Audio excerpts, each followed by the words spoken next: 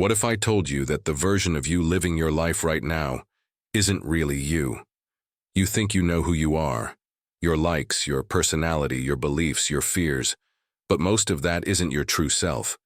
It's a mask you started wearing long ago, a survival strategy, a defense mechanism, a collection of identities handed to you by your parents, your culture, your trauma, and even your past wounds.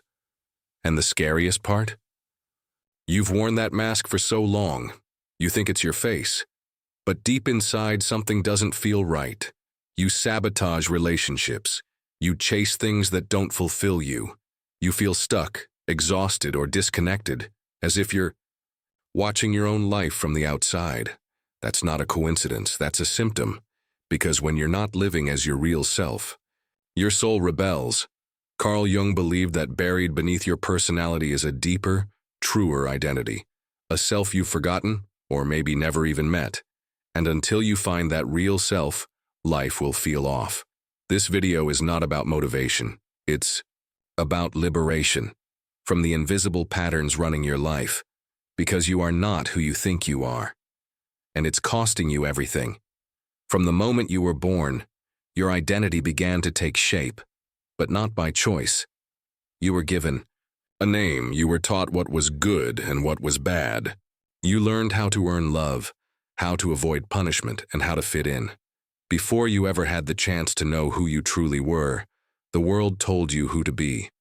A quiet child might be called shy, a sensitive one, too emotional, a curious one, a troublemaker. And over time, those labels become cages, invisible walls that define how you see yourself. Then came school, society, culture, social media. You were told what success looks like, what kind of person is lovable, what kind of body, personality, gender role, or job makes you enough. But here's the truth. Much of your personality is actually a reaction. You didn't develop your identity in freedom. You adapted it to survive. If love was conditional in your home, you became a people pleaser. If expressing yourself led to punishment, you learned to stay silent. If your emotions were dismissed, you buried them deep. And when you live this way long enough, you don't just play a role, you become it. This is what psychologists call the false self. It's not fake, it's functional. It helped you get through life. But it's not the whole truth. Beneath the roles, the reactions, and the masks is the authentic self, the part of you that exists before the world told you who to be. But here's the problem. You can't access that true self until you recognize what's been covering it up. And the longer you stay unaware, the deeper you live in a story that was never really yours.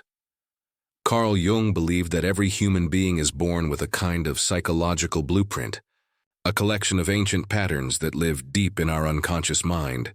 He called them archetypes. Think of them as characters in the background of your psyche. They each have their own voice, desires, fears, and roles. And while they aren't always visible, they influence the way you think, act, love, and suffer. Archetypes aren't just ideas. They are emotional energies that have existed in the human story for thousands of years. You'll find them in myths, religions, books, movies, and in your own life. The hero who pushes through struggle to prove their worth. The caregiver who gives everything to others but forgets themselves. The rebel who fights against control, even when it hurts them. The victim who feels powerless and expects rescue. And then the shadow, the part of us we reject, deny, or fear the most. Most people have one or two dominant archetypes that shape how they show up in the world. But here's the catch. We usually don't choose them. They choose us. If you were praised for being strong when you were little, you might have adopted the hero archetype, always pushing through pain, never asking for help. If your parents only noticed you when you were the good child, you may have become the caregiver, constantly tending to others while ignoring your own needs. Archetypes are not inherently bad. In fact, they can be powerful guides, if we become aware of them. But if they remain unconscious, they become prisons. You start to live a life based on outdated scripts. You over-identify with your role. You think, this is just who I am. without realizing it's who you had to become. And the more unconscious an archetype is, the more power it has over you. That's why awareness is the first step to freedom. You must begin to ask, what archetype is running my life? Is it serving me or keeping me stuck? Because only when you see the pattern can you step outside of it. There's a part of you you've been avoiding. You don't talk about it. You barely acknowledge it, but it's always there. In your reactions, your fears, your triggers, your dreams. Carl Jung called it the shadow. The shadow is everything you've rejected about yourself. It's your anger, your shame, your jealousy, your insecurities, but it's also your repressed power, your creativity, your sensuality, all the parts of you were told were too much, too ugly, or not allowed. You didn't get rid of those parts, you just buried them. And now they live in your unconscious, quietly shaping your behavior in ways you can't see.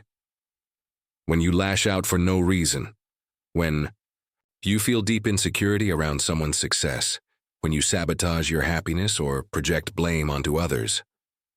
That's your shadow speaking. You might think you're in control, but the truth is this. What you do not make conscious, you will act out, and you will call it fate. The shadow isn't evil. It's not something to destroy. It's a wounded part of you and exiled because it didn't feel safe. Maybe you learned that being angry made you bad. Maybe you were shamed for crying, for failing, for wanting attention.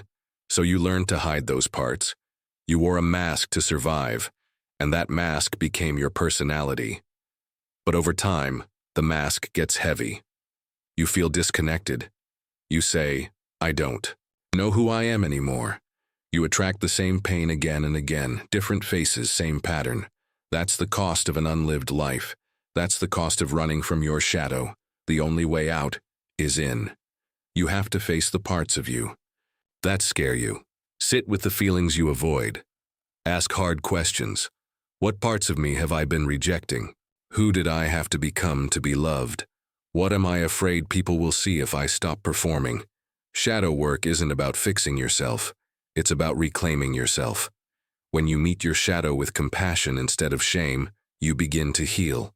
Because hidden within the shadow is not just your pain, it's your power. It holds your passion, your voice, your wildness, your truth.